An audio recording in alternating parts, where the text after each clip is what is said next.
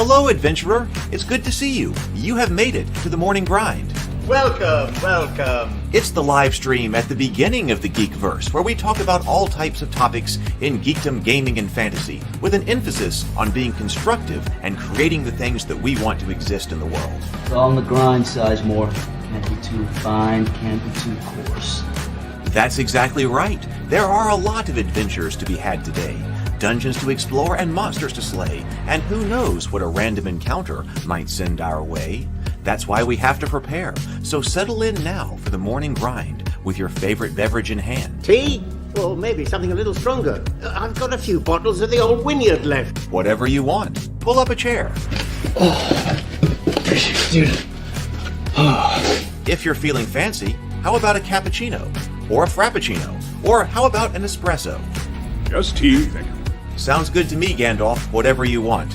I'm just glad you're here. Everyone is welcome. You can just watch if you want. You don't have to worship anything you don't want to worship. Thank you, Mike. But be forewarned. Sometimes we get really strange characters around here.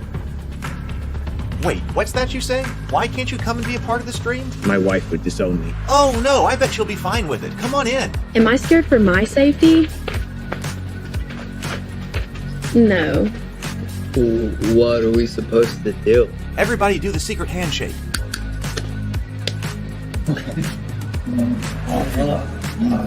Secret cultist handshake. Oh, now do wizards who love each other. It's my friend is a science. I still don't have gifts, but it's fine. It's all on the grind, son. Can't be too fine, can't be too coarse. Dude, this would be a sick place to bring the band. Indeed it would be, Dave. It really would. I'm seeing more people coming in. Welcome, glad to have you here. Oh look, here's someone new. Is this the cultist meetup? Yes it is. Come to hang out? Please accept me. I have nothing else. Okay, we accept you. Everyone's welcome here. Brought some snacks. Well, that makes things even better. You want some coffee? I don't drink coffee. You sure? It's cultist coffee. What makes it cultist coffee? I'm a cultist and I'm drinking it. Oh. Then I'll have some. What exactly is going on here? I'm seeing more people coming in. Welcome. It's so great to have you. Oh, and look, here comes another stranger. Can we help you? Yes, fellow cultists.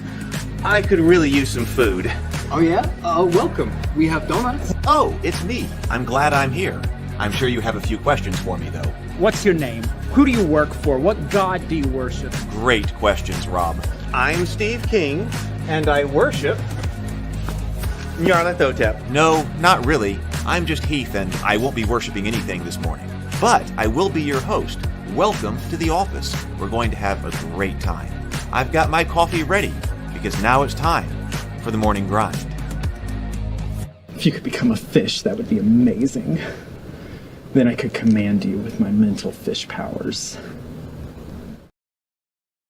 Here I am. Hey, good morning. Good morning, everyone. I need to get some links up here. How is everybody doing? Welcome to this Saturday. I hope everyone is great. Lots of different things going on here. Some things stressful, but trying to get things done. Trying to get things set up to play some games, of course. Present. And I was thinking about diplomacy the other day because I was thinking about playing by post and things like that. So I thought we should take a look at it because I do have it in my closet. Well, it's not in my closet anymore. It's sitting right here. So diplomacy does have a cult following. And I was looking this morning and seeing that there are already online builds of diplomacy out there, which manage things for you. And as far as play-by-post style goes, now, if it's play-by-post, we don't have to worry about connecting things to the coffee shop because you would just be able to log into it. Now, it might be a different system, and I was trying to manage trying to prevent having a whole bunch of different systems. But that might be inevitable. But if there are great diplomacy systems out there, we might be able to get that started directly. And here, fantastic Pat says, hell yeah, diplomacy is where it's at. Good to see you this morning. So here's to you in the chat. I don't think I've seen you in the chat before, Fantastic Pat. So here's to you. Welcome, welcome, welcome. Great to see you. All right. So I do have the link right up here. So I'll post that again. I just posted it before we started. If you're interested in playing games, please come over here to this link, and that will get you on the list. And we might get started. We might get started directly. I don't think I was like, could we even start playing something tonight? I'm not exactly sure though, because I've got a few other things I got to do, especially if we're going to keep the coffee shop open and have the events, but then also have the ability to play games at other times during the month, continuously during the month. I got to set up a couple other things for that, but I'm close to ready for that. Zero the Blade has been a member for 12 months. Thank you very much, Zero the Blade. And says, good morning, everyone. Good morning, Zero the Blade. Thank you so much for being with us. Sable says, life is golden and it's broken and it's fine. It's all true at the same time. And hey, good morning, Vision. Good morning. All right, so if you will please click over there and hey, click the like button as well. But also click that link and go over here. That will let you sign up for RavenCon because I want to start running some games. I want to start playing some games. But March 2nd will be when we have a big deal. But I want to start seeing if we can organize some things very soon. Well, very glad to have you. But see, being at work and things like that, that's why I'm thinking that maybe we should look more into these play-by-post games as well. So if we're part of the community, well, then we could update things during the morning grind. I was also like trying to think of some other notes about, hey, our build out, but and like what would be required in order to do that, or what kind of game requirements would be to do that if we were to create one. But for that reason, I thought we should go ahead and look at diplomacy and remember what it is. And if you don't know diplomacy, take a look at what it is. Oh, that's some great lyric. It sounded like some kind of lyric or something. That's some great lyrics from a great musician. And here and YouTube goes by Melinda here on YouTube. It sounded like it might be some type of song. All right. So if you have not, let me see. Let me bring this up.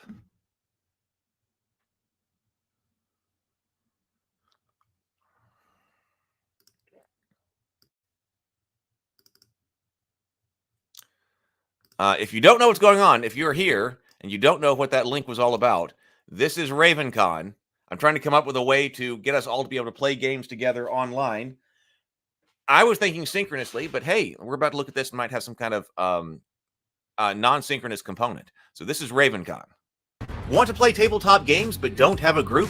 Join us for RavenCon, the online tabletop gaming convention. RavenCon is hosted in an online coffee shop where your avatar can walk around, meet people, and interact with them like at a physical convention.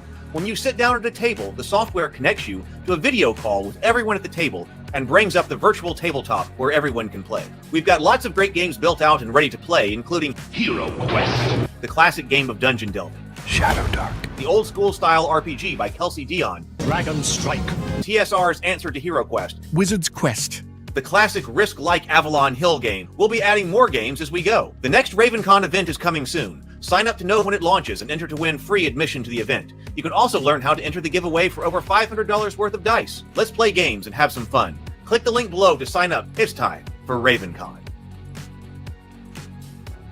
All right, so please let everybody know about that. If you want to play, hey, sign up there, and we will have some fun here and start playing the games that we all want to play, but we never have a chance to. Oh, Robert says, AI update. The GPT store was released and it's basically terrible. Oh.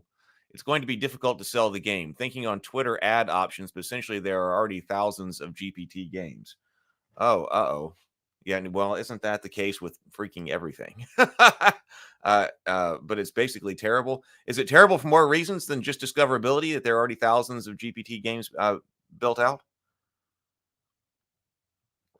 Or did they also kind of not have a great system when it was released? I hate to hear that. All right, we're going to take a look mainly, I think, at the rules online or on the screen, because we've got the rules for diplomacy up here as PDF. But I'll at least show you what is inside the box here, This is, it says, a game of international intrigue, trust, and treachery. Up to 7 players. So that's an advantage of diplomacy, and that is for a lot of different players. But this is, oh yeah, okay, so 50th anniversary edition. I think one of the original diplomacies, I could have been the original diplomacy, a long time ago.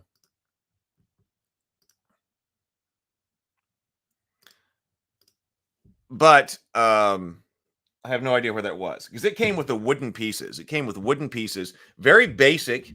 I remember like long pieces, like long wooden pieces. They were just rectangles, like long rectangles for armies, smaller squares for navies, I think it was. But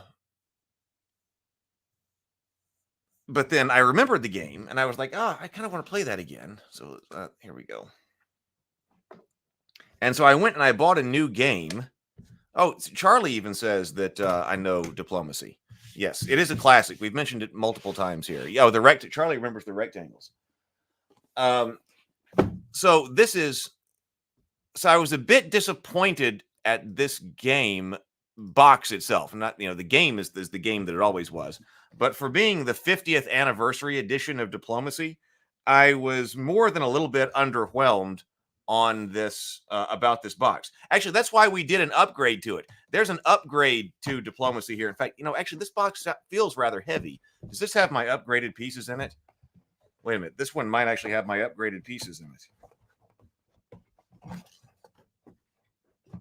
Okay, no, it does not. Huh. Those might be in the bedroom in there. I'll look. But there's a YouTube video where I took Napoleonic miniatures and I turned this game. It's based on World War I, but I could find Napoleonic miniatures in bulk on Amazon, and so then we painted them up and we turned Diplomacy into something that looked Napoleonic. Still looked fine. Still played by the same rules. But I was a bit disappointed because I was disappointed with the actual contents of this. So this is heavier than I thought, based on what's inside. But it says, keep your enemies close. At the turn of the 20th century, prior to World War I, the 7 great European powers are engaged in an intricate struggle for supremacy. Each power's military forces invade and withdraw, shifting borders and altering empires with subtle maneuvers and daring gambits. Alliances are formed and trust is betrayed as players negotiate and outwit one another. A delicate balance of cooperation and competition to gain dominance of the continent. Diplomacy challenges players to rely on their cunning and cleverness, not dice, to determine the outcome of a game of conspiracies and conquest. So this game is notable for having no dice or other randomization method. Now, which great power you're going to be playing is randomized at the beginning of the game, but that's it. So who you play is randomized. So this came with, okay, the rules of Diplomacy right here, but we'll take a look at the rules online. So I think it'll be easier for everybody to see them. But did obviously come with a rule book.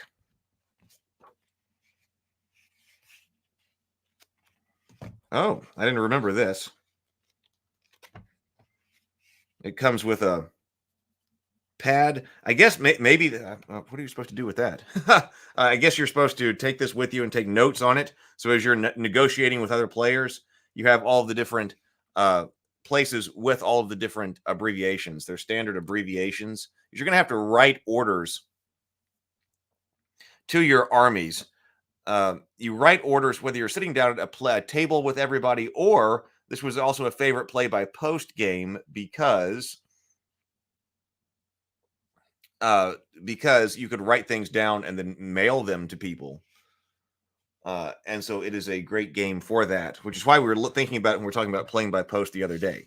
We've got counter. See, all this is cardboard. So I guess that's why I was underwhelmed by it, because, okay, these cardboard counters right here to help you indicate which territories have been conquered that are outside of your original sphere of influence.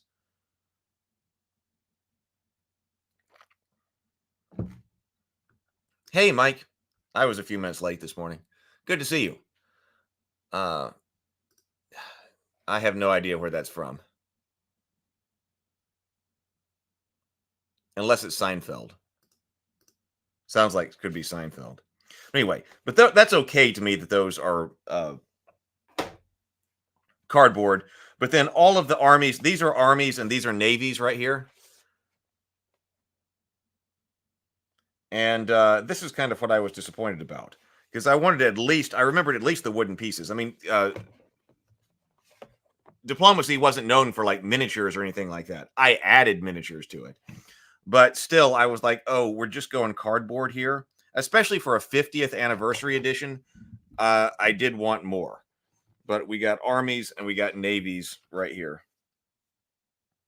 And then a spacer in the box right there. So that's what it came with. We'll look at the board here.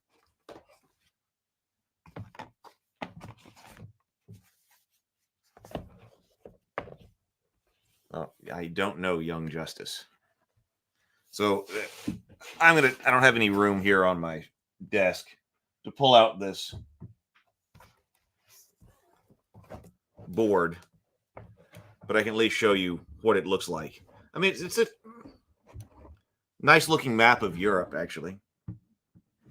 So the board I didn't have a problem with. It was the pieces, but you're going to have supply bases. All of the stars, these are your supply bases. Those are your objectives in the game. The supply bases, which are the stars, allow you to raise armies or navies or fleets. I think they call them fleets. Armies or fleets, and then you've got to conquer 18 of these to win. And, of course, not every territory has them.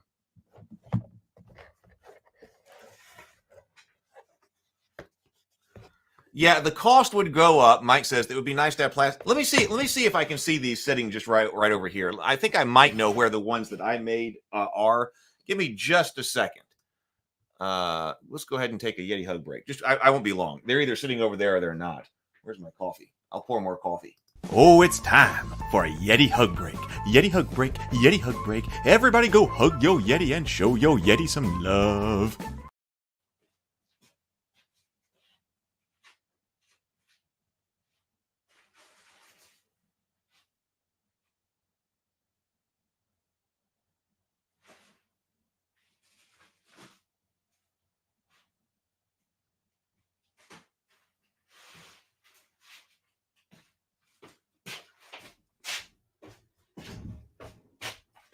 Well, look at that. They were sitting where I thought they were. I didn't grab all of them, but I'll show you what we made.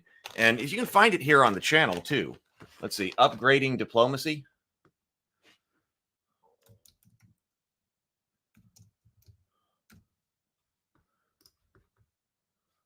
I believe that's the name of the, see, Upgrading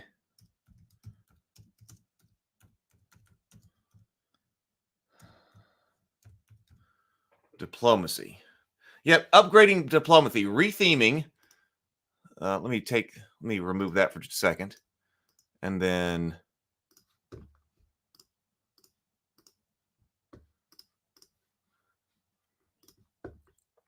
this one right here, improving, or I said improving, but it's actually upgrading. So I was basically upgrading Avalon Hill's diplomacy as far as the pieces go.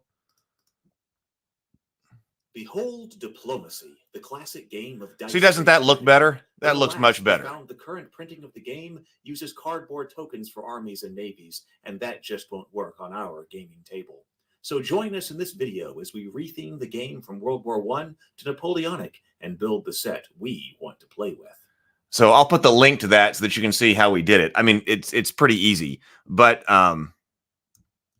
that looks like a 50th anniversary edition set. Right, that looks like what you would think out of a 50th edition set. Exactly. Zero the Blade says that's you would think it would be a lot better than that. So that's what we built out. I'll put a link there. Well, that just says V.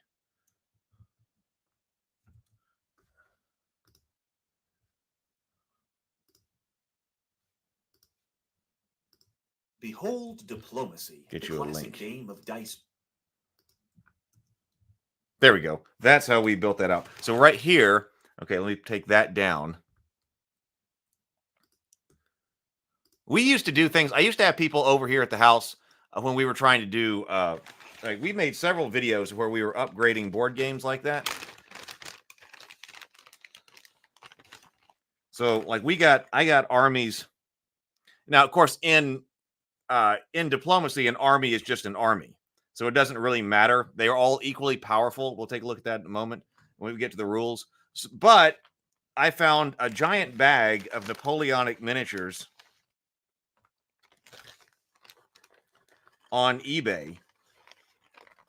Actually makes me want to do a Napoleonic game. And then I had these acrylic pieces cut, these black acrylic pieces. And then now we painted these. We painted them, put a wash on them. But that way the different armies are different sizes. Because now one thing is that with diplomacy, the territories are different sizes. So, you can't put your cavalry army inside inside one of the smaller squares. But this gives a little bit of variety on the board. So if you're in one of the larger territories, you can use cavalry or you can use a piece of artillery. If you're in one of the smaller ones, then just use one of the infantry. Just gives you some variety right here. But then also the bag of miniatures came with ships. So I was like, oh, well, perfect. See, this was perfect. So we got armies and navies, or armies and fleets, whichever one it's called. So that's perfect for ships.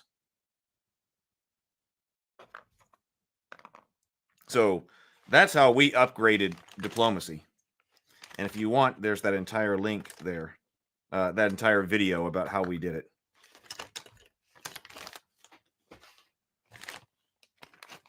Great. So, hey, and sometimes you get to go out to the workshop too and have a good time. I liked working in the workshop. Just never get to anymore. Everything is at the computer. Okay, so let's go over here. And let's just bring up the diplomacy rules. Charlie says, I wonder if they have STLs. Well, I'm sure they do. Because and it's not like it's not like the diplomacy figures aren't generic anyway. Like I said, those were just generic miniatures that we found and pressed into service. So I'm sure there are STL files that might be deliberately created for diplomacy, maybe in the style of the original canon and things like that. But then also, I mean, I'm sure there's a ton of stuff that you could use. All right, so diplomacy, the game of international intrigue set in pre-World War I Europe. At the beginning of the 20th century, Europe was a complicated cauldron of political intrigue. You're about to travel back to those times and change the course of history in your favor.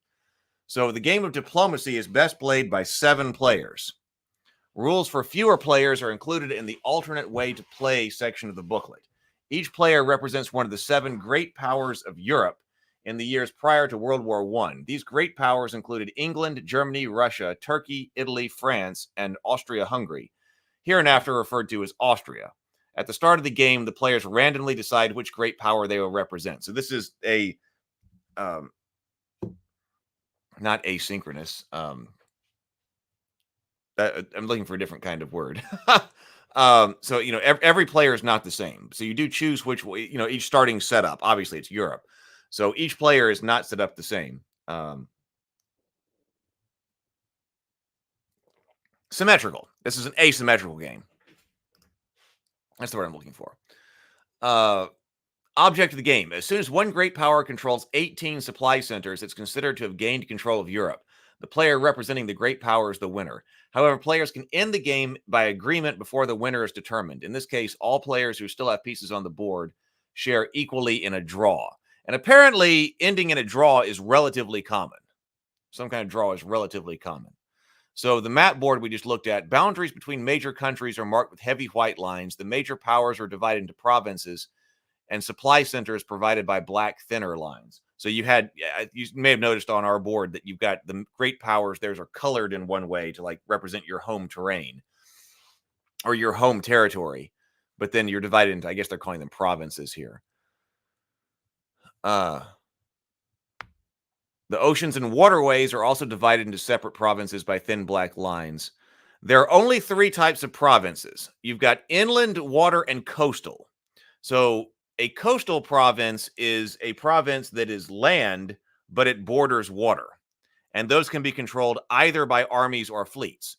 Fleets can then move out into the water, but obviously cannot move inland, whereas armies can also occupy coastal areas or can move inland to fully landlocked territories. Only armies may move inland provinces on inland provinces, and only fleets move on water provinces. A coastal province is land that's adjacent to one or more water provinces. For example, Denmark, Brest, and Spain are coastal provinces. An army or a fleet may occupy a coastal province. And this could tell us later that that if a fleet occupies a coastal province, that means that it's supposed to be up against the shore, in control of that particular land. I guess also using marines and so forth. This is an abstract game. There's levels of abstraction here.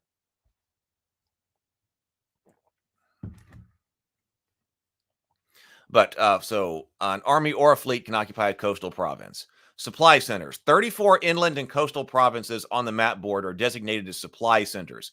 Each supply center is marked with a star. A great power has as many armies or fleets as the number of supply centers it controls at the end of the last fall turn. We're going to have spring turns and then fall turns. And you don't have to settle up with the supply centers until the end of the fall turns. Consequently, there will never be more than 34 armies and fleets, collectively referred to as units, on the map board at any one time. Hey, there you go. Tables got me asymmetric.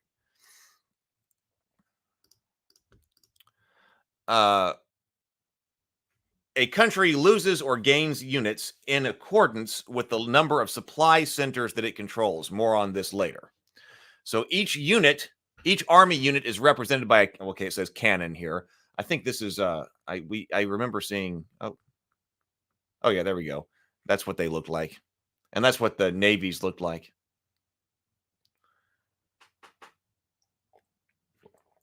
Each fleet is represented by a battleship playing piece. The unit colors of each great power are displayed on the edge of the map board and indicated on the chart below.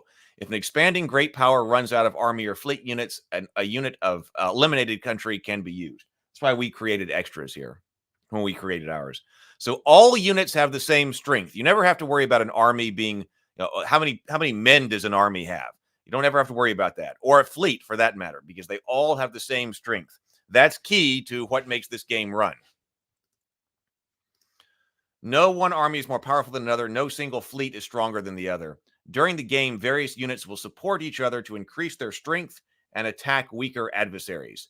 There can only be one unit in a province at a time, no exceptions. And that includes the coastal territories. Like often like putting a fleet like crossing the boundary between water and the land tells you that it's in the land. That's hugging the coastline because it's not out in the water. We'll look at how those are set up. So there can only be one unit in a province at a time. Like even coastal territories, you can't have both an army and a fleet. Can't do it. Starting position, supply centers. At the start of each game, the great power controls 3 supply centers, with the exception of Russia, which controls 4. Place the appropriate unit on the designated supply center, as shown on the table below. Note that A indicates an army and F indicates a fleet. So this tells you how you're setting up here. And you start off with just a few. Like Russia starts with 4. An army in Moscow, a fleet in Sevastopol, an army in Warsaw, and a fleet in St. Petersburg along the southern coast. Some of the territories that are coastal have both a northern and a southern coast, or an east and a west coast, or something like that. So that starts off with 4. Everybody else starts off with 3. Now, of course, your geography is different, but everybody else starts off with 3. The flag markers are there to identify which supply centers they control on the map board, especially if you're going and capturing other people's board.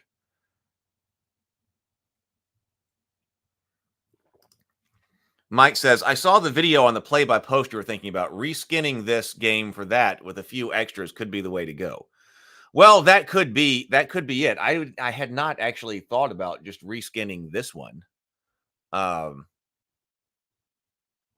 That's interesting. Now, of course, this game is built out.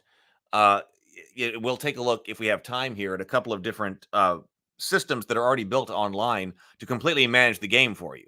And I guess that's the advantage of these dedicated game systems that are online, that they manage the whole game for you, including timers for play-by-post. I was looking at that this morning before this got started. So building out something like that for a reskin would be it. I hadn't thought about that. but I do think I want to put some additional thought into a good play-by-post war game. See, also, if you got at the strategy level, if you got the strategy game right in a way that was going play-by-post, then when you actually had time to play a game face-to-face, if you had the ability to play the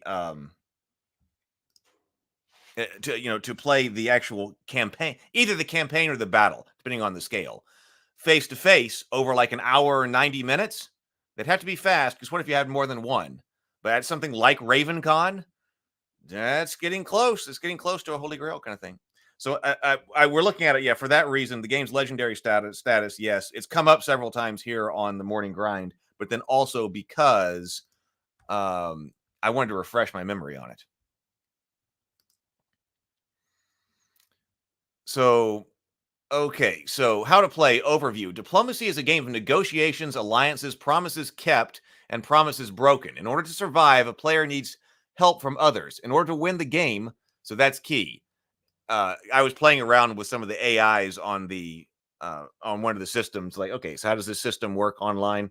And if you just try to go at it on your own, you're going to fail because if everybody's armies have equal strength, somebody else who can bring more of their armies against somebody else is going to win.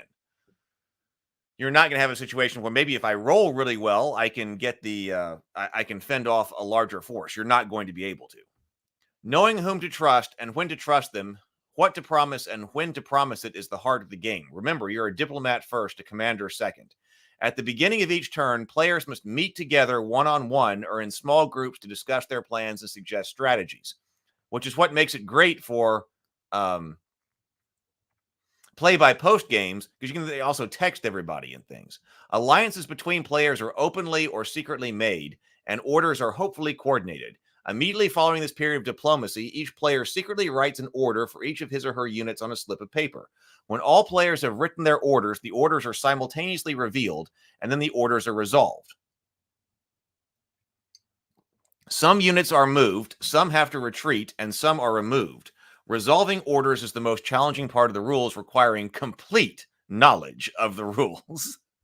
I love how things are written like this. Each turn represents 6 months of time. The first turn is called a spring turn, then the next a fall turn. After the fall turn, each great power must reconcile the number of units it controls with the number of supply centers it controls. At this time, some units are removed and new ones are built.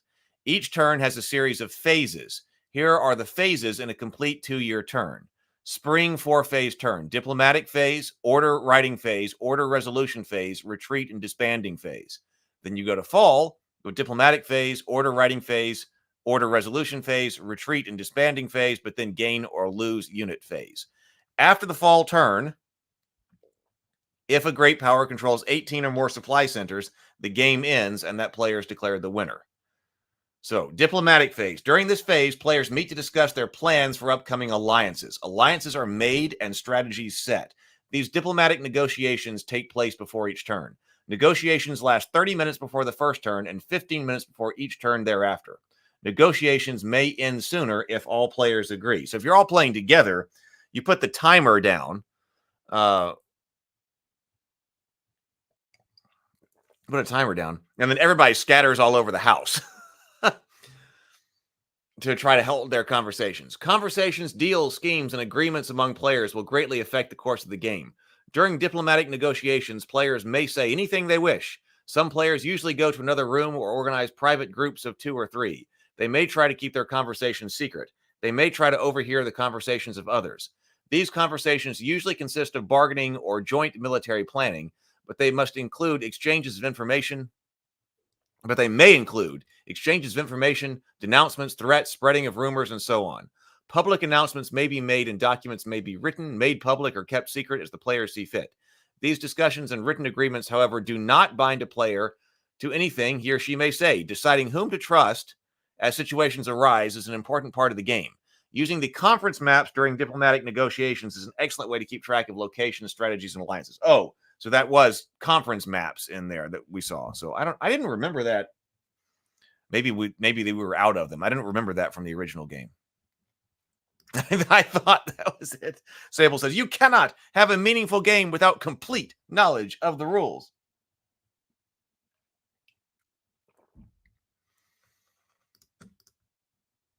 So, order writing phase. Each player secretly writes orders for each of his or units on a slip of paper. Each player then reveals orders at the same time. Each player reads his or her orders while others make sure that what they have heard, make sure what they hear is what is written. A legal order must be followed. An order written by mistake, if legal, must be followed. An illegal or ambiguous order or an order that is judged to be unsuccessful is not followed.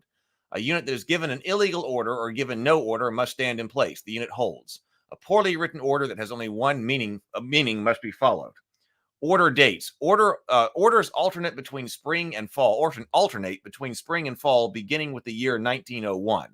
For example, the first set of turn orders are considered to be spring 1901, the second are fall 1901, then spring 1902. It tells you how to order an army, and you never have to worry about you just indicate a province, a territory, because there can never be more than one unit in there. You never have to say 2 armies from Paris go to Glasgow or something like that. You never have to worry about that because when you're ordering Paris, there's only one army ever in there. Mike says the game breaks friendships, so I understand. I hear that too. Now, I've heard that. I think there are worse games for that. I saw somebody talking about playing online, and somebody was saying it's great to play diplomacy online. That way by the end of it, you'll have no friends in multiple time zones. I don't really know how true that is. I mean, maybe it's true. Also, why not? I was thinking, why not just allow the game to win with some type of alliance? Like, why not just allow players to come up with an alliance to win the game together? Although I'm wondering if then you could just put together an alliance that had 18 supply centers at the beginning of the game. Maybe there would be an alliance way to win. Has anybody ever done that? When like, okay, if a single player controls 18, but if an alliance controls X number, some larger number, it would have to be, I guess, together, then they win as an alliance. Oh, Sable says, I've heard numerous stories about diplomacy ruining friendships. It was Scruples is a game that I heard about that quite a bit. That was a card game, Scruples.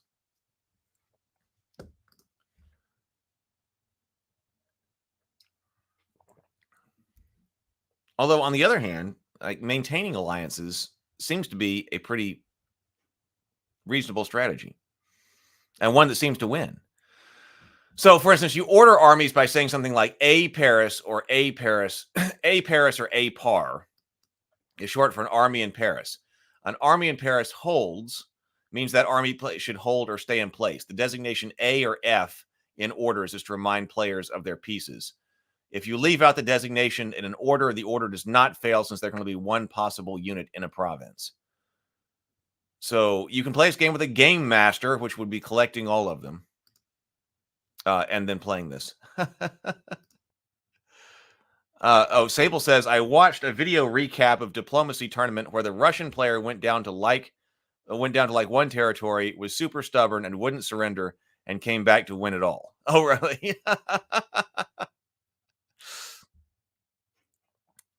I'm gonna have to look up like playing diplomacy online, like on YouTube. That would be fun.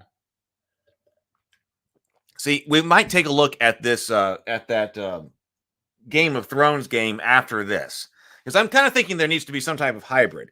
We need some type of good hybrid system. If we were going to do play by post sorts of games. Because I think we want to include, I think, some small random element, not an entirely random element, but they're not entirely random game, but some kind of smaller random element. And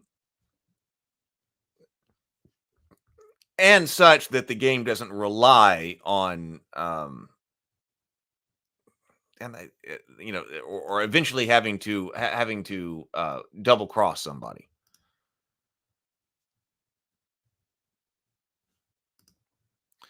Let's see. So abbreviations. Okay, we said that. Types of orders. So each army or fleet can either hold, move, support, or convoy, but only fleets may be ordered to convoy.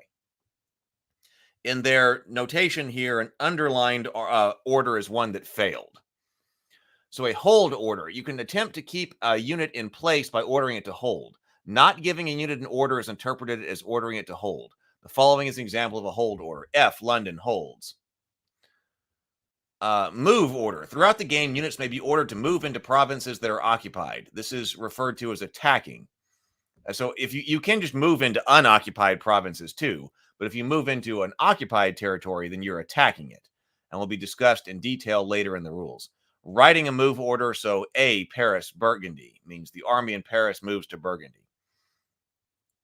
Army movement. An army can be ordered to move into an adjacent island, inland, or coastal province. Armies cannot be ordered to move into a water province. Since no two units can occupy the same province at the same time, an army that's ordered to move into an adjacent province can end up not moving at all because the positions are orders from other units. So if there's a conflict, that can cause that. An army can move across water provinces from one coastal province to another via one or more fleets. This is called a convoy and is explained in the convoy order section later in the rules. So army here in Paris could move up to Brest, Picardy, or Gascony, or Burgundy. A fleet may be ordered to move to an adjacent water province or coastal province. Fleets cannot be ordered to move to an inland province. Diagram 2 shows that a fleet here in the English Channel can be ordered to move into the Irish Sea, Wales, London, Belgium, Picardy, Brest, or the North Sea over here, or the mid-Atlantic down here. When a fleet is in a coastal province, its warships are considered to be at any point along the coast in that province. A fleet on a coastal province can be ordered to move to an adjacent coastal province only if it's adjacent along a coastline, as if the fleet were moving down the coastline. For instance, here in diagram number 3, if your fleet is here in Rome, it can be ordered to move from Rome to Tuscany or Naples, Tuscany up here, or Naples down here, but cannot be ordered to move, for instance, to Venice, because although Rome and Venice are adjacent to land forces, they're not adjacent by sea because you can't connect it by the coastline.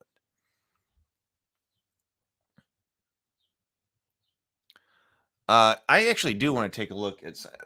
I read the Civilization game rules a long time ago, like the board game rules, but I never had it. Hey, RPG Exile. Restricted movement. So let's see. Switzerland is impassable and so forth. And we've got some special movement clarifications for different locations on the board as well here.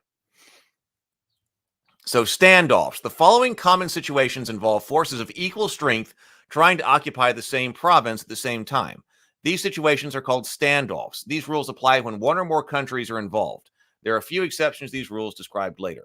So a unit of equal strength trying to occupy the same province causes all of these units to remain in their original provinces. If two or more units are ordered to the same province, none of them can move. This is also true of equally supported units, which we'll explain later. So in diagram 4, we've got an army in Berlin moving into Silesia, and the Russian army in Warsaw is ordered into the same territory. Neither will be able to move. So we'll find these orders are in conflict with one another, and neither the army in Berlin nor Warsaw will actually be able to move. How many people here have actually played this game? The rules aren't that complicated. A standoff does not dislodge a unit already in the province where the standoff took place. If two units or forces of equal strength attack the same province, thus standing each other off, a unit already in the province is not dislodged. You get to keep it. So in diagram 4, if there had been a unit holding Silesia, there's no N in that, the results would be the same and the unit in Silesia would remain. Michael says Civ 6 is the latest and best. The Humankind came out recently, and it's a 4X game. Is that are you talking about a board game here, or for the computer. Now, I remember playing the Civilization for the computer game, the Civilization computer games. See, one unit not moving can stop a series of units from moving. So if a unit is ordered to hold or is prevented from moving and other units are ordered into its province, those other units cannot move. It's like a traffic backup. In diagram number 5, there is a Russian army in Prussia. The Russian player told Germany that he would move out of Prussia, but he lied and ordered the army to hold instead. The German player ordered his army from Berlin to Prussia and his fleet from Kiel to Berlin. The result is that nothing moves. Units cannot trade places without a convoy. I'm not sure why you would do that if they were all your own anyway, but I suppose that would be swapping if you've got other countries that want to swap. The computer game. Sable says, diplomacy is classic partly because of how simple the rules are, I think. The complexity all happens off the board. Yeah, I agree with that. Because it's not hard to learn. I mean, we got all these diagrams and things like that. But as far as what we're used to as far as a big box game, diplomacy isn't it. Which is probably another reason why it's endured. Because the human element of this game is the complex part. The negotiations, the rules themselves are not. Let's see. Support. Okay, support. This is the most critical and complex section of the rules. The support and cutting support rules must be understood in order to resolve most orders. So, support, yes, is very important. Since all units have equal strength, one unit cannot attack and advance against another without help. That help is called support. If an attack is successful, the attacking unit moves into the province in which it was ordered. If the unit was attacked, had no orders on its own to move elsewhere, it is defeated and dislodged from the province. If the dislodged unit must retreat or disband. Retreats are explained later. So an army or fleet can provide support to either armies or fleets. Support can be offensive, supporting an attacking move order, or defense, supporting a hold, support, or convoy order. By supporting each other, attacking and defending units gain increased strength. For instance, a unit holding 2 supports has the strength of 3, itself plus 2 supports. Supports can be provided by a fellow unit or a great powers unit. Or another great powers unit. Support can be given without consent and cannot be refused. So this is important here because what's written down is what happens. So support can be given without consent and cannot be refused. This causes some wonderfully unexpected moments in the game because somebody can't say, "Oh no, wait, I didn't want that." As Michael says, just got my game out of the bottom of the footlocker. Cool. A unit moves with its own strength combined with all of its valid supports, unless opposed by a unit that's equally or better supported, then it completes its move. Only one unit supporting another province, I guess, so you can support a move. Yes, this is what it said right here. Can be offensive supporting an attacking move order. I guess that means you can support just a move too, because like in that we're talking about 2 armies trying to move into one particular place. Even though it's not an attack because it's not occupied at that moment, I think you could still support that, right? Robert says, this seems like a more complicated version of Risk. I like the naval options that's so critical and crucial to projecting power. Yeah, but it's actually not, I mean, it's like Risk on that superficial level that you're trying to conquer not the world in this case, but trying to conquer something by territory, and you've got armies. But Risk is all about rolling dice. I mean, you can come in and you can lose everything on dice. I mean, dice, that's the deal with Risk. Risk has to do with, like, basically, it's not exactly it's not a push your luck game. But I mean, you're going in with dice rolls, and you can lose everything based on dice rolls in Risk. So but that's never going to happen here in this. You're never everything is deterministic once your orders are set. So a unit moves with its own strength combined with all of its valid supports. Unless it's opposed by a unit which is equally or better supported, it cannot complete its move. One unit supporting another provides a combined strength of 2 and so will defeat an opponent's unit that is unsupported. Likewise, a unit with 2 supporting units, strength of 3, will defeat an opponent's unit with 1 support, strength of 2. How to support. A unit gives up the chance to move on a turn in order to support another unit's order. The province to which the unit is providing support must be one to which the supporting unit could have legally moved during the turn.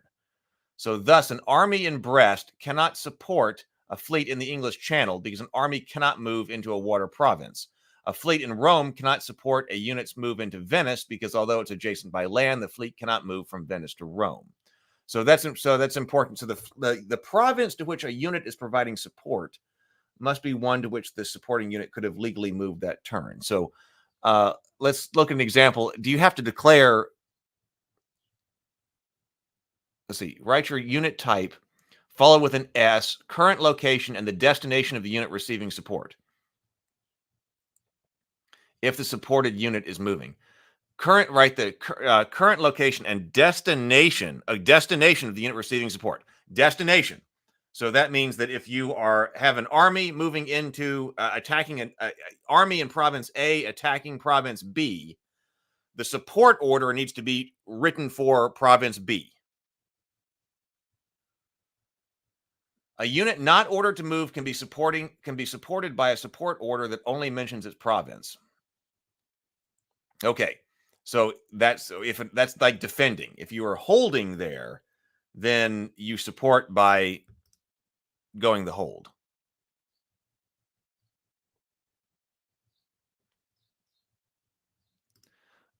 Sable says this game beats the pants off Risk as far as design goes. You can't just sit on Australia and win. Yes, if we learned anything, we learned 2 things by playing Risk. We learned that you can conquer the world by Australia, and then we also, by holding Australia, that's the key to actually the world. Mackinder was not right. The world, island, and all of that, and projecting power from the heartland, it was all about Australia. And then we also learned where Kamchatka was.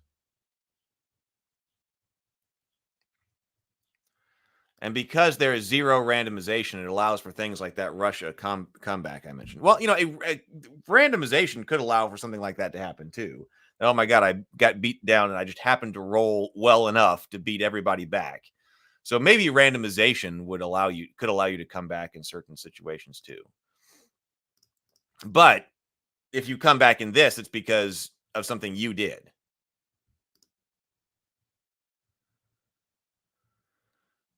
So a unit order to move can only be supported by a support order that matches the move the unit is trying to make.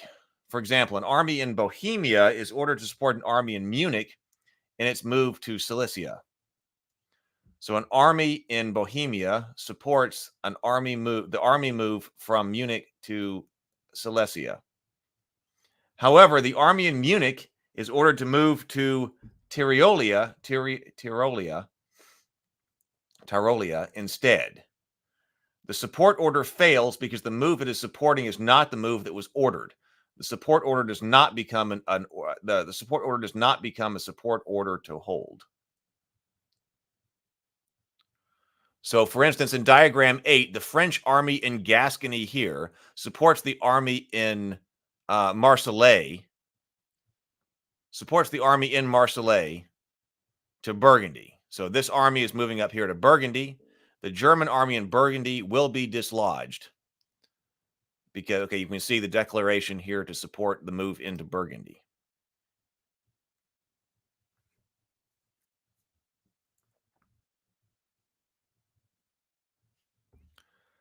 You were talking about weather the other day. Sable says, yeah, theoretically the dice could just win Risk for you, but there comes a point where the odds are so much against you that's just not going to happen realistically. Risk is a classic snowball game, and I hate snowball games. Or death spirals. That'd be the death spirals, the equivalent in RPGs.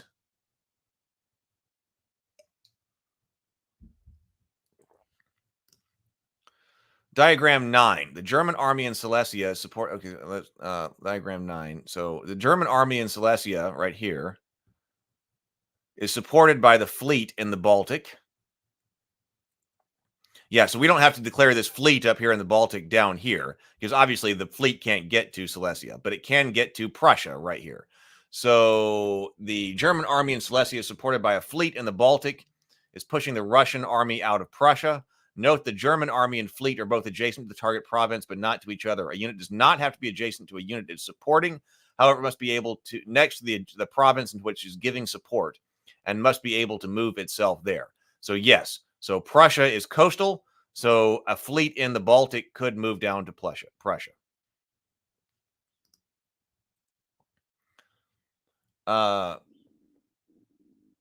Diagram 10 and 11 shows two common standoff situations. In both cases, a strength of 2 meets a strength of 2, and all units stand in place. In diagram 10, if there had been a fleet in the Tyrian, which is the sea right here, we would not be dislodged by the standoff. A standoff does not dislodge a unit already in the province where the standoff took place. You just stand.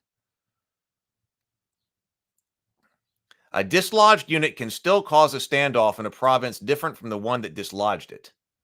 When 2 or more equally supported units are ordered to the same province, neither can move, even if one of them is dislodged from a province other than the one that the target of the standoff during the same turn. I don't understand that. Let's see. In diagram 12, let's take a look. The Austrian attack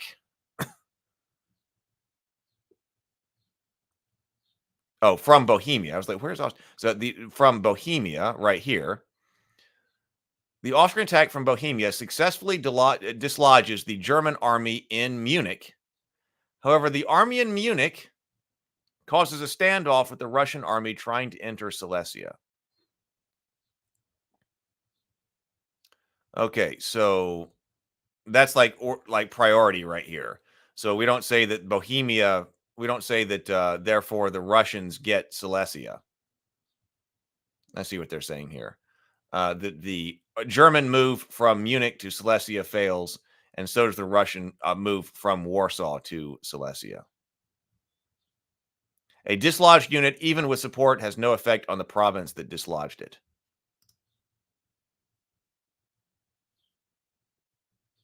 Your directions don't have illustrations. Uh-oh.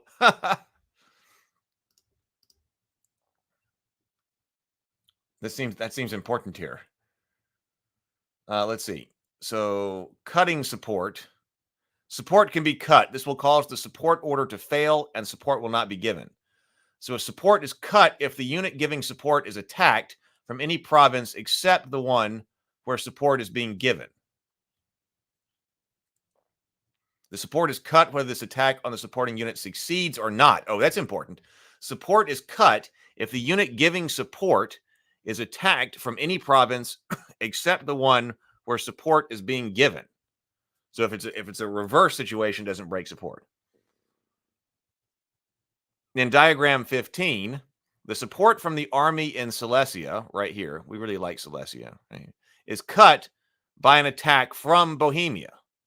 Note that it was enough to attack the army giving support that cut that support. It was not necessary to dislodge the supporting unit that gives that support. Support is cut if the giving unit is dislodged. If a unit ordered to support another unit is dislodged by the attack from any province, including the province in which was giving support, the support is cut. The unit that was to receive the support does not receive it.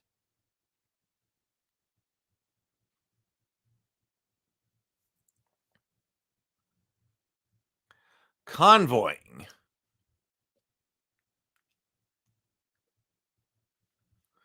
So yeah, this well, I don't know what I have brought up here. Let's actually see what I have brought up here. Let's see if there's a date on this one. This is whatever is posted on the Hasbro site. Oh, yeah, 4th edition, 2000. Oh, so this is the 2000 edition. This is the 2000 edition.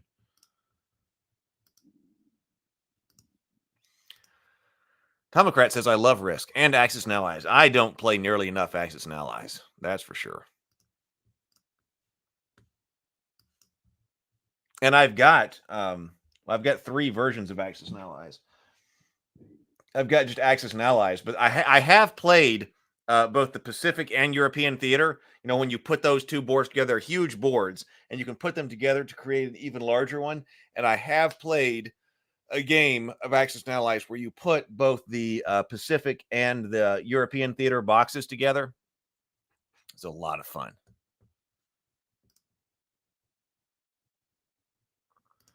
Mike says, the more I learn about the game, the more the simple rules really reinforce the negotiations that go on and how important they are. Yes. So convoying. Land and convoy routes. In some rare cases, orders are written so that an army could arrive at... Wait, did I skip too far? Oh, when you go buying land or convoy, let's see.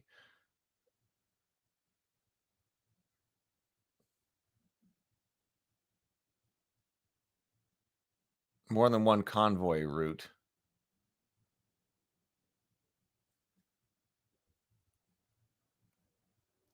I felt like I was missing a page or something.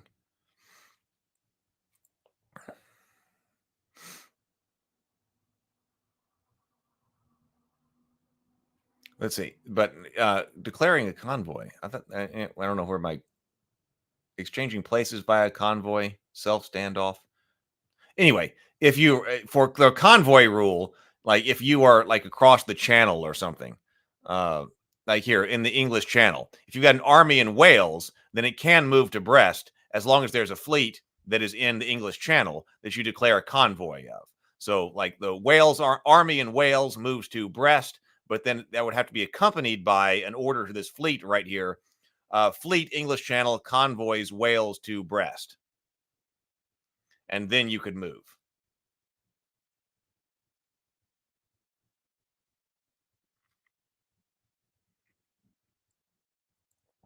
So order resolution phase. After all orders have been revealed in red, the players or the assigned game master must resolve all the conflicts. Resolution will result in successful moves, failed moves, standoffs, retreats, and disbandments. The unit on the board are moved and removed as described in the next two phases of play. Retreat and disbanding phase. After all orders have been revealed in red, the moves made and the conflicts resolved, any dislodged, which are defeated units, make their retreat. The retreats are written down just like orders, so you go through another phase to write down where you're retreating to and are revealed at once. Importantly, no diplomacy or discussion takes place prior to the retreat orders. All countries are on their own. I guess that means that you'd better talk about, if that's important, talk about that in advance. A dislodged unit must retreat to an adjacent province that it could ordinarily move to if unopposed by other units. Sometimes a retreat is made deeper into enemy territory. A unit cannot retreat to a province which is occupied, a province from which the attacker came, a province that was left vacant by standoff on the same turn. If there are no available provinces to which to retreat, the dislodged unit is immediately disbanded and removed from the map board. If two or more units must retreat, the retreat locations are immediately and without discussion written down by the players concerned. The written retreats are then simultaneously revealed. Retreats cannot be convoyed or supported. Each player should write down the location of the dislodged unit and the location to which it's retreating. Disbandment. If two or more units are ordered to retreat to the same province, they must both be disbanded. A player fails to order a retreat when necessary. The unit is disbanded. Our unit can always voluntarily disband instead of retreating. I'm not sure why you would do that. After each fall turn, RPG Exile says Fortress America and Shogun are great games. Also, I'm not sure if I played Shogun or not, or if we came close to it and another friend of mine had played before. No, you got me on the house speakers. Cool. Yeah, I can't remember. I've looked at that because people talk about Shogun all the time as well, about how fantastic Shogun is. But maybe I haven't played it actually. So after each fall turn, players check to see how many supply centers they control. A country controls a supply center when one of its units occupies that supply center after a fall turn has been played and completed. Once a country gains control of a supply center, it can leave the center vacant and still keep control of it as long as the center is not occupied by another country at the close of the fall turn. So you can move through it.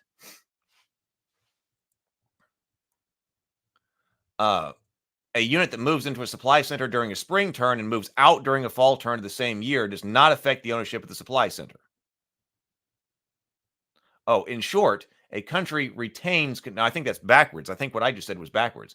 In short, a country retains control of a supply center as long as At the end of each fall turn, the fall center is either vacant or is occupied by one of its own units. Oh, I didn't realize that when I was playing against the AI earlier this morning. So just if you move into it in the spring and then move out, you don't control it. You only retain control of a supply center. The country retains control of a supply center as long as the end of each fall turn, including retreats, the supply center is either vacant or occupied by one of its units. Okay, I'm glad I saw that. Good morning, TSL. So Shogun is known. Sable says, when I hear Shogun, I think of the Total War game. Disbanding. So if a country has fewer centers than units, it must disband the excess number of units. Owner's choice of which units. Building. If a country has more supply centers than units, it can place new units in each unoccupied supply center of its home country that it still controls. Its home country. It cannot build units in supply centers outside its home country.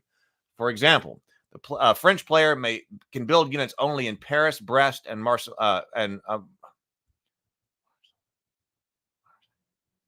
right? Throughout the course of the game. However, if Marseille was under Italy's control and the French player has a unit in Brest, he or she would only be allowed to build in Paris, no matter how many builds France was entitled to on that turn. If the French player vacated Brest and regained control of Marseille, he or she would be allowed to build there until another fall turn, provided he or she was still entitled to build that turn.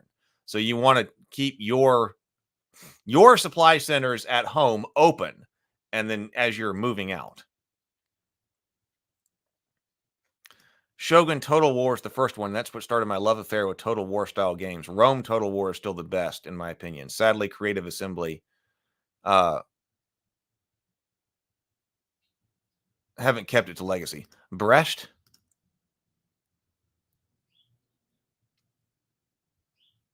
You put an H in it, Brest. I'll have to look that one up. I remember that from another Napoleonic War game. Mike says, I think the Game of Thrones board game uses a system like this, if I recall. Yes. So we'll probably look at that one, if not tomorrow, here in the next few days, because I did bring that up. I've got it sitting over here. And and I've played that one. I played it once a long time ago. And it does use a similar kind of system, which makes sense to try to invoke the same kind of feel at the table of Game of Thrones, negotiation, politicking, also that. Oh, also Silesia. So it should be like Silesia or Silesia. Thank you, Sable. Where was I going with that? Which makes sense. So yes, if the Game of Thrones is supposed to be the politicking and things like that, it makes sense for to have kind of based it on this style of game.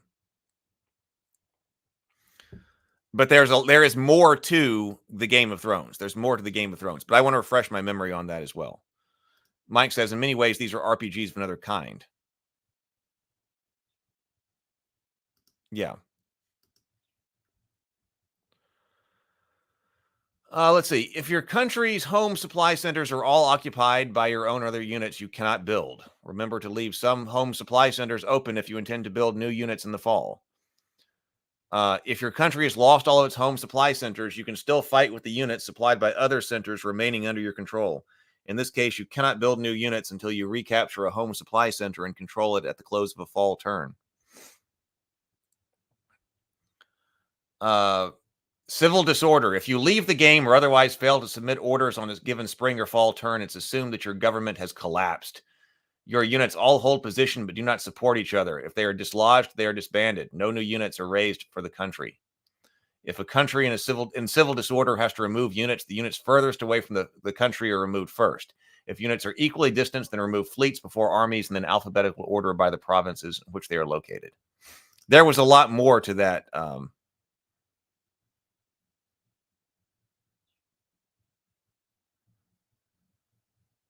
There's a lot more to this game, and a lot more rules are added in Game of Thrones, which might not necessarily be best. We'll check it out. Tom McCret says, "Do you think Settlers of Catan is a low-key battle version?" Well, there's no battling in Settlers of Catan, right?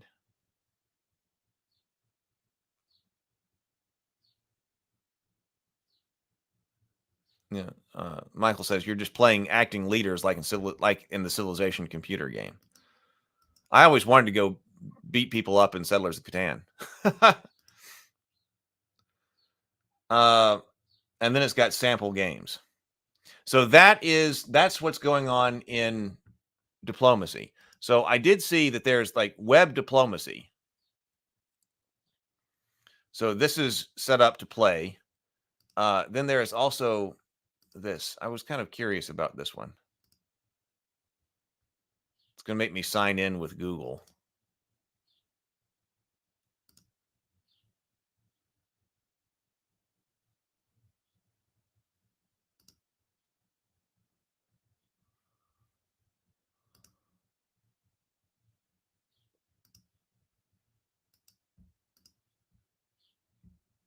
Games currently forming. Let's say, okay, create my own game. I heard this was a good one. Private games. We got public game, private game.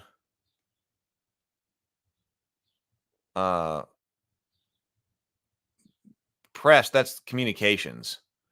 Adjudicating options. That, like, how often, see, design, a lot of these games are these systems are designed for play by post. Winter retreat adjudication period 12 hours. I'm noticing that's pretty common, that you get more time to adjudicate a whole move, a winter or fall move, but winter and retreats, that's got to be resolved faster than this. First turn length 1 week. But you can change that. End game options. Enter the last year that will be adjudicated. Okay, so this, you can set a time limit on the game too.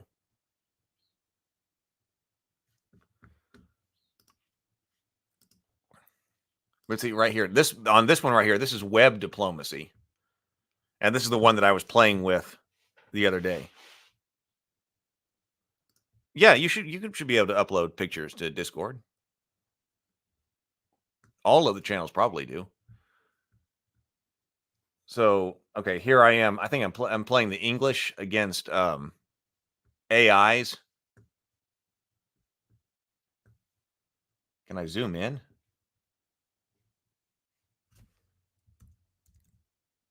I can do it mechanically. So in the beginning here, like, what do I do here? Like,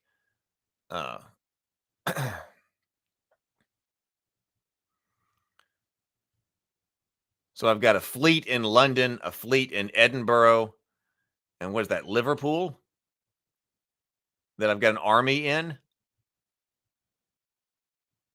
And somehow, wait, I've got that. I've got 3 centers, and somehow I've got to figure out how to get to 18.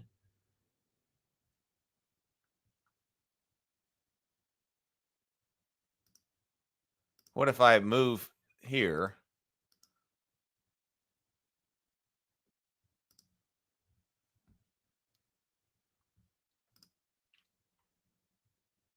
Oh, wait. What if I send this guy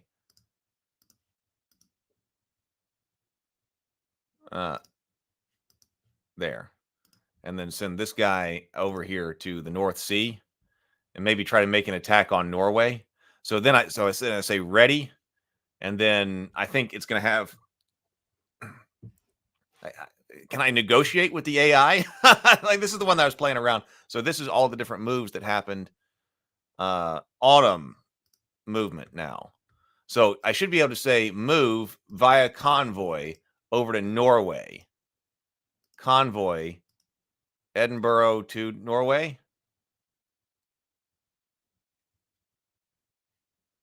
Have this army or this fleet up here support the move into Norway.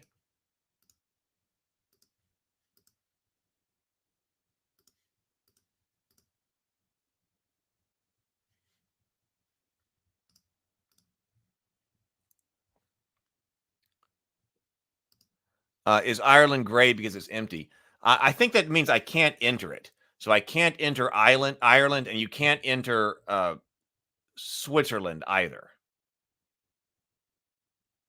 New phase builds. Let's see. Okay, so it looks like I did conquer Norway here. So I get 1 army. Do I want an army or a navy in London? Well, I'm Great Britain, so how about a navy? So now I'm in ready. I guess that. Yeah, I can't move up to Iceland either.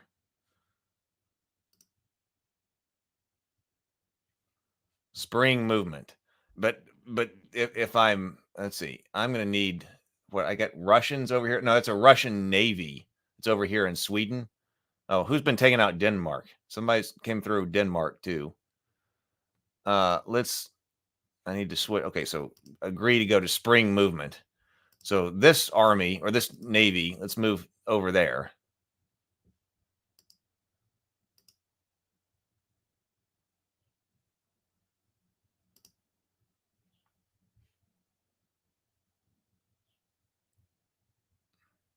No, I got this navy kind of trapped up here. I tell you what, I can make sure this one's not getting dislodged by saying support this one up here.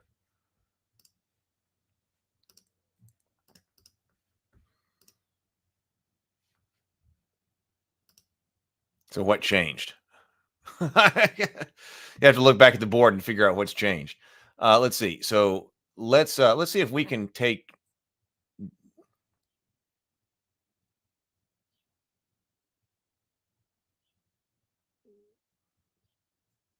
No, let's see if we can take Sweden here. So this army is going to move into Sweden. This will have to support Norway's move into Sweden. Let's move this one. Hell, what is HEL? I'm not sure what that's supposed to be. And then this army or this fleet can move down here.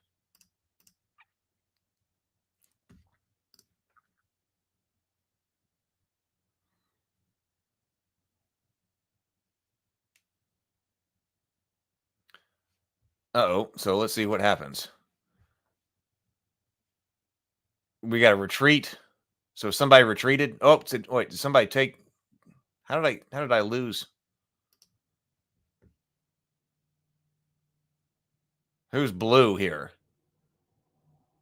I lost Norway behind me. I went in and took Sweden, but somebody came in and took Norway behind me.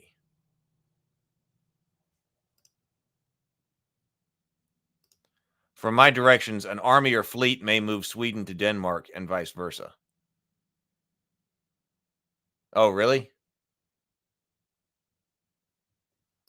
No, I didn't develop this one, but this is what I was looking at. No, I was like, well, if we're playing by post, we don't have to connect it to the coffee shop. We could just play, and because there are 3. This is web diplomacy. This backstabber is diplomacy. I'm not sure which one's best. I got to try them out. And then there's also play diplomacy. So there are 3 people who have built out a custom VTT for playing this. We still need a play by post game that can be adjudicated just on something like playingcards.io. But this is available, so it might be something just to try out. So, but no, this is not something I built. So spring movement. So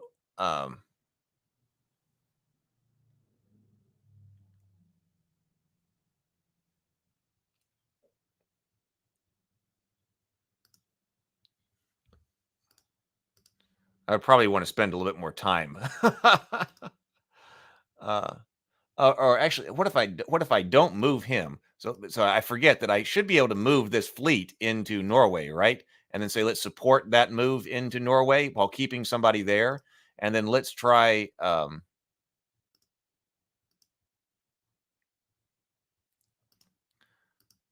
moving into Denmark and supporting the move into Denmark. I need some allies, though.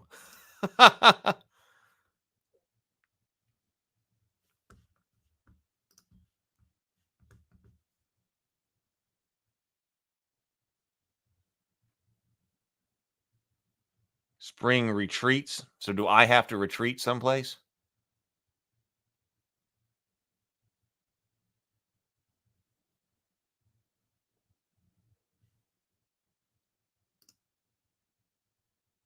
Oh, no, it doesn't look like I do. No, what is this?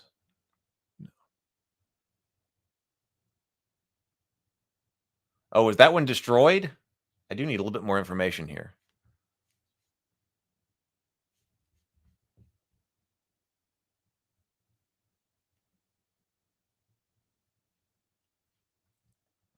Looks like Russia's doing very well. Oh, I can flip back and forth. Oh, and see what happened. Oh, that's nice. Oh, so I'd be able to see what's going on in the rest of the world because I'm not really focused on the rest of the world. So it looks like if I got defeated here, I was trying to move from Sweden to Norway. I had 3 people. I had 2 people doing that, but it looks like Norway moved into Sweden, and then also from this navy over here backed up the attack onto Sweden. So as a result, so what was the call? So I should have, I should have seen that I could have gotten pincer moved. So I should have probably had this navy back up. So how did it adjudicate that? I moved into Sweden, but I lost my whole army in. And no, I moved into Norway, but I lost my whole army in Sweden. It looks like.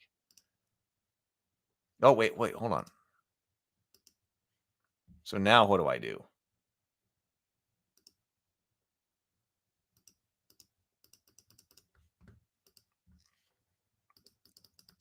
I want some type of report. Yeah, I got pinched. Yeah.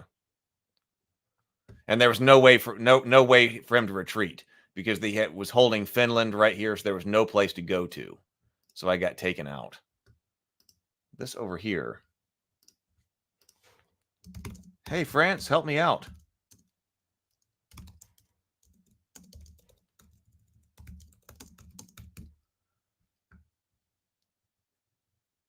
I think I'm playing with all AIs. So there is a way to message everybody internal here. So info. Okay, so I've got 4 units. Germany's up to 6 units.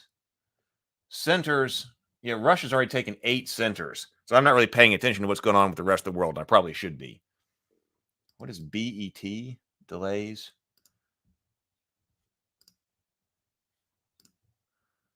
Okay, I'm going to have to play with some of these other VTT ways. Occupy NEF here. Occupy North and SCA to get Sweden. I thought, why can't I click?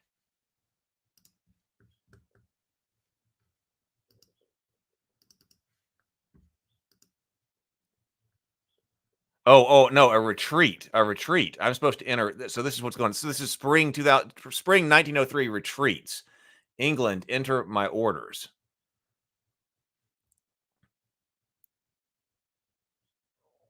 So can I move there?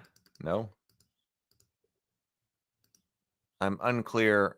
Sweden retreat.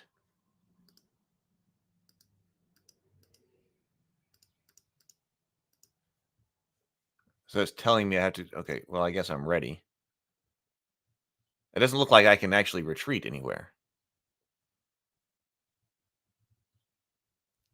So that R meant retreat down here. Autumn movement. Okay, so now it's gone. Okay, so I guess that X was telling me that I had been defeated there. I needed to retreat, but I couldn't retreat.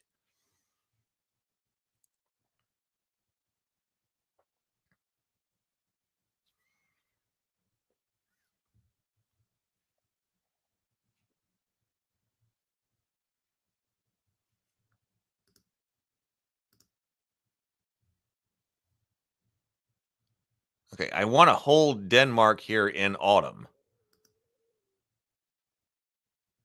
Whoop, whoop. Because otherwise it won't change hands.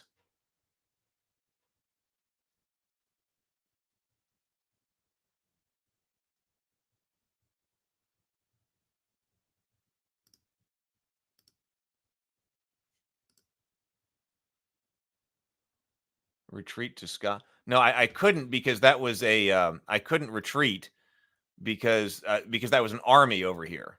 If it were a navy, it could have retreated, but it was an army, so I couldn't get out into the ocean.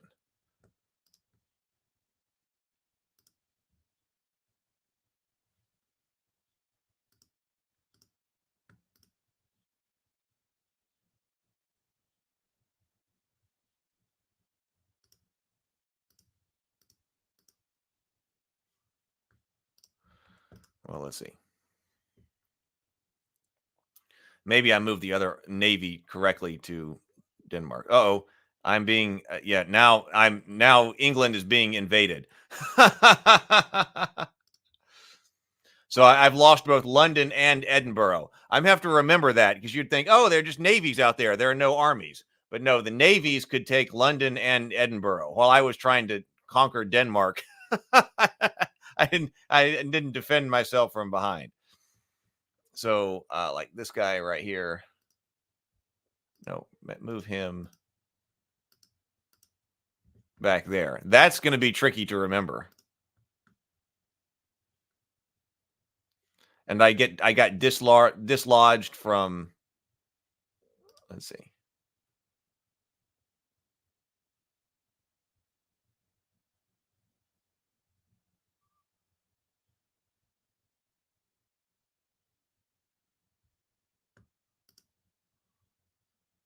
Yeah, and now I have to remove two. Oh, so I didn't actually hold. Oh, I guess I messed up because I didn't actually click on Denmark or something like that. Or I wasn't able to move, or I was disrupted or something. So now I've got to remove two armies. So I'm on my way out. All right. Well, I'm going to figure out which one of these is the best to use. Maybe we can set something up.